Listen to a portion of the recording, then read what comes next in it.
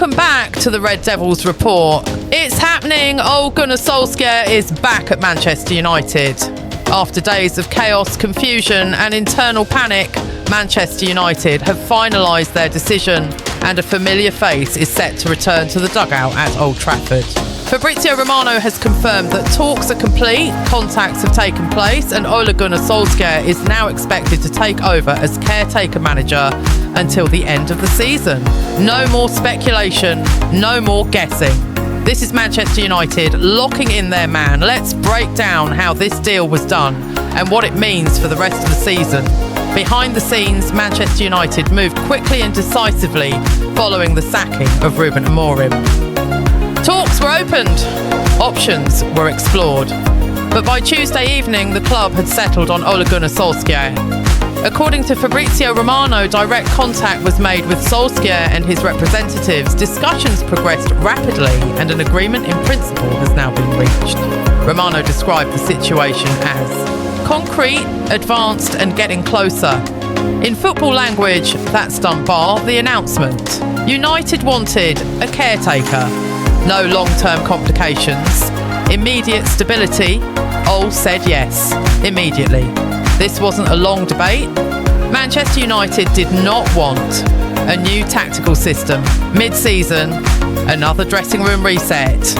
A manager demanding signings in January. They wanted someone who already understands the club, someone the players respect, someone who can take control immediately. Ole Gunnar Solskjaer fits that brief perfectly. This is a short-term solution, but a calculated one. United know exactly what they're getting, and right now, that's all they want. Let's strip the emotion away. Ole Gunnar Solskjaer delivered back-to-back top four finishes, finished second in the Premier League, reached a European final, oversaw one of United's most attacking periods post-Ferguson.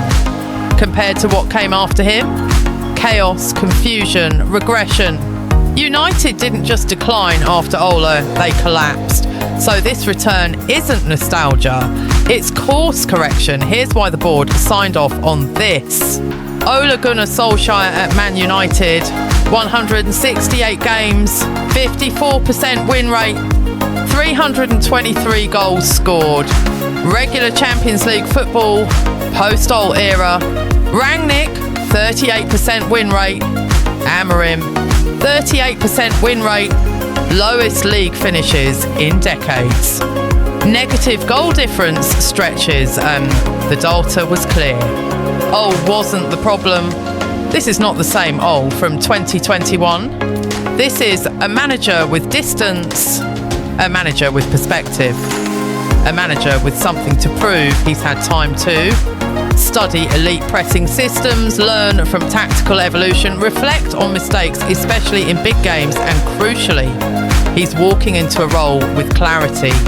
No long-term pressure, no project, just results and stability. The reaction internally has been overwhelmingly positive. Senior players already know him, younger players feel protected, leadership is restored instantly. Harry Maguire has already described Solskjaer as fantastic, unbelievable. That matters. Because after months of uncertainty, the squad finally knows who's in charge. Once the announcement drops, Ole takes charge immediately. Simpler system, faster attacking football, clear roles, restored confidence. This is not about winning titles, this is about saving the season. And United believe Ole is the man to do that. This deal tells us everything. Manchester United wanted certainty and they got it. Ole Gunnar Solskjaer is returning. The decision is made. The season now has direction.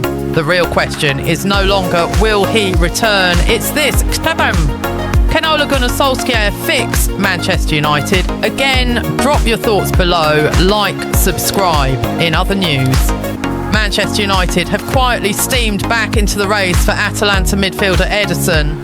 And this could be one of the most important January stories you're not hearing enough about. Today, we're breaking down why United are re-engaging now, what's changed with Ederson's price, why this deal is tempting but complicated, and where he fits into Ruben Amorim's long-term midfield plan. Let's get into it. If there's one position Manchester United cannot ignore, it's midfield. Internally, the club accept a hard truth. Every current midfielder has question marks over their long-term future, some because of age, some because of profile, some because they simply don't fit what Ruben Amorim wants long-term. United's plan is clear: 2 new midfielders by 2026. At least one who can arrive early and bed in. No short-term loans, no panic buys. They want players who, Hamming, can impact immediately, still have peak years ahead, fit a high-intensity physical system. That's where Ederson comes back into the conversation. Ederson isn't flashy. He doesn't dominate highlight reels. He doesn't rack up viral clips. But for scouts, he's gold dust. At Atalanta, Ederson is physically powerful, relentless in duels, intelligent in positioning, comfortable in a high-tempo system. He can play as a defensive midfielder, operate as a box-to-box presence, protect the back line, drive forward when needed. In short, he's functional elite. The kind of player managers trust, the kind of player systems rely on, and crucially, United's scouting reports on him are strong. For months, Ederson felt out of reach. Atalanta didn't want to sell. The valuation felt steep. Timing didn't suit. But now, sources indicate Ederson could be available for under 40 million euros. That changes everything. For United, that's affordable, that's budget-friendly, that's low risk compared to £100 million targets. Intermediaries acting on United's behalf have made fresh checks on his availability, his real valuation, Atalanta's stance. This isn't casual interest, this is reactivated pursuit. At under 40 million euros, Ederson becomes a market opportunity. Now here's the complication. Despite the price talk, Atalanta are reluctant to sell in January. They see Ederson as central to their season, difficult to replace mid-campaign, important for their European ambitions, and then there's the player himself. Ederson wants clarity on one thing above all: Champions League football next season. That's a big issue because while United are rebuilding, Champions League qualification is not guaranteed. So even if the price is right, United are interested. The scouting is positive. The player's ambition could slow things down. This may be a deal that moves slowly, depends on league position, or waits until summer. Let's be clear, Ederson is not United's only target. He's part of a wider midfield shortlist that includes Carlos Baleba, Adam Wharton, Elliot Anderson, Conor Gallagher, Ruben Neves. Each offers something different. Baleba equals elite long-term cornerstone. Wharton equals technical controller. Anderson equals energy and Premier League readiness. Ederson equals value plus reliability plus physical presence. United are weighing cost versus upside, immediate impact versus long-term ceiling. Ederson may not be the flashiest name, but at this price, he might be the smartest move.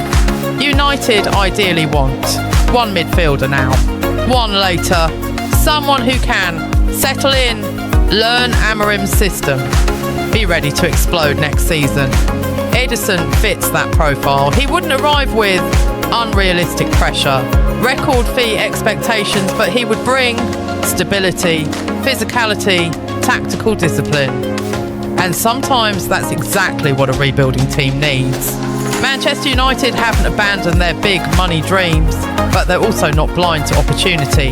Ederson at under 40 million euros represents value, experience, tactical fit.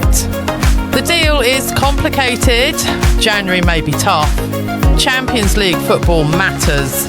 But make no mistake, Manchester United are back in the race, and this one is very much alive.